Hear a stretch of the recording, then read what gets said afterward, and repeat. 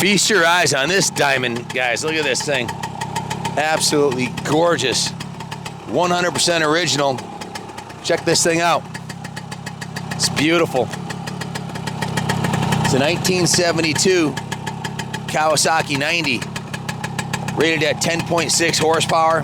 It has a 5-speed transmission. This is a rotary valve 2-stroke induction, which is like having a turbocharger on a 2-stroke. It pulls like a 180, not a 90. And every once in a blue moon, every once in a while, we'll come across a 50-year-old motorcycle like this that the original owner wants us to find a forever home for.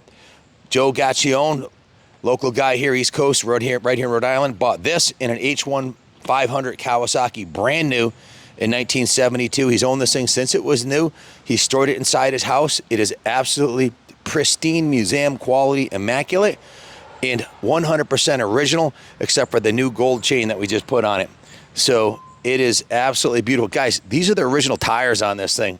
Zoom in on the tires. They're not even dry rotted because he kept it in his house where it was a constant temperature. They never froze. They never sat out in the sun. The paint job, guys, it's like a time capsule. It's like fun, going back to 1972 and pulling one out of the crate, and it just broke 2,000 miles, 2,071 miles. That's like, geez, that's like less than about 50 miles a year. So he just drove it around the neighborhood. He babied it, didn't ride it that much, obviously, but kept it super clean and super nice. The chrome is beautiful. It's original upholstery on the seat, original grips, original bars. All the cables are original. Everything's original on the bike, except for the consumables like the gear oil. And I have the work order over here. Let me pull this out and I'll tell you what I found.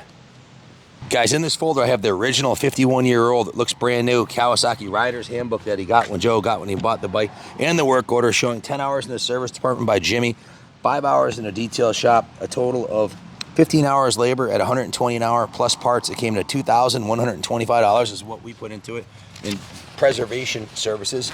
The bike was given a full 5-hour rotisserie detail, which means it was hand. I actually worked on it with the guys when we did it. We had three of us working on it for the first hour, and then I gave them instructions what I wanted done. I said I don't want the bike painted, leave it all original. So not that it really needed to be painted, but I said leave this thing original, just clean it. So they hand washed it, steam cleaned it, degreased it. We used the Motul chain cleaner around the sprocket area, polished all the chrome on it, polished the spokes, polished all the aluminum, put 2 coats of Carnauba paste wax on it. Just a full rotisserie detail from the bottom of the kickstand to the top of the handlebars. Every piece of chrome on it was polished. All the painted surfaces were waxed. All the chrome was clean. The tires were cleaned and dressed. It's freaking spotless. There's not a speck of dirt on it anywheres. Jimmy put a new Yuasa battery in it, new chain, new MGO 6-volt flasher, a new fuel line on it, and a gallon of ethanol-free fuel, a new negative ground wire, and a new air filter. So he took the bike, took the tank off, cleaned the tank out, flushed it out, did a fuel petcock service on it, replaced the gaskets in it, put new fuel lines on it, full carb clean and rebuild, a new air filter, housing gasket, power lubed all the cables, adjusted all the cables, put a brand new battery in it, new flasher, relay, 6-volt, installed the new RK428 gold chain, set the tire pressure, cleaned and gapped the ignition points, set the ignition timing, cleaned the blinker grounds, installed the new battery ground wire, and rejetted the carb. It wouldn't rev out very clean. It came jetted kind of fat from the factory, so he rejetted it for maximum performance and drivability. It's jetted perfectly. Did a transmission oil service, and it's ready to go, guys. Ready for another 50 years. It's as close to a brand new motorcycle as you'll ever find anywhere, and it's absolutely freaking gorgeous. Now there may be a one out there that's nicer, maybe a restored one or something like that, but to find one this clean and original, this nice, is just unheard of. I always recommend checking underneath the seats on bikes. Take a look at this. This is the original seat base on here. This has not been touched up anywhere. The paint looks like it was just shot out of the can yesterday. It's nice, shiny black paint. This is the original tool kit here. All the wiring looks perfect. It's got the spare spark plug, and the original factory tool kit is intact. We have all the paperwork on it, full provenance. The inside of the fuel tank, another harbinger of a well-preserved bike, still looks brand new. It's never been coated. It's just been kept clean and with fresh fuel in it, and it looks like new. So The outside of the tank looks like new also. Guys, it's carbureted, jetted perfectly. It starts first kick every time. Come on, George. So we're both riding it. Jordan weighs 125, I'm 220, so it's 345 pounds. And because it's that rotary turbocharge effect, this thing hauls the mail, no problem. Plenty of torque, plenty of horsepower. And it has a 5-speed overdrive transmission. So it's a lot of fun to ride.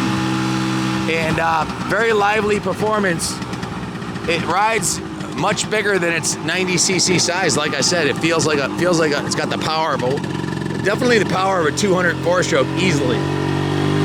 Lots of torque.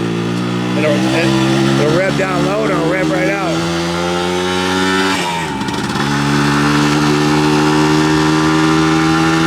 Totally street legal.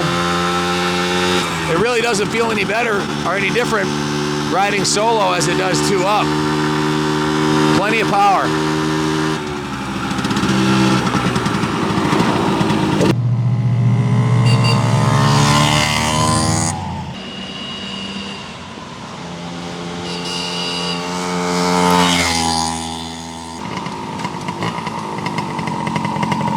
Would you just look at it?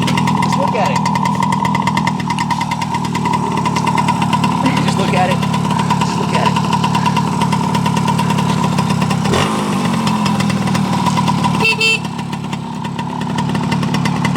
You got turn signals. That worked.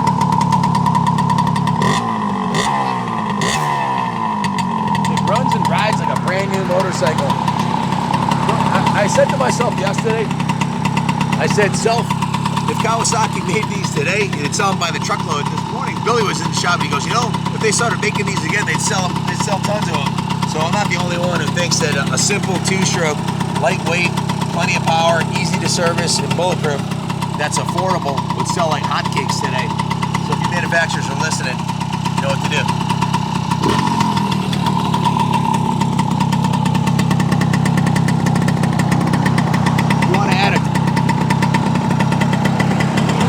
Diamond to your collection, bid high and bid off, but this one's going to be gone like honeymoon pajamas.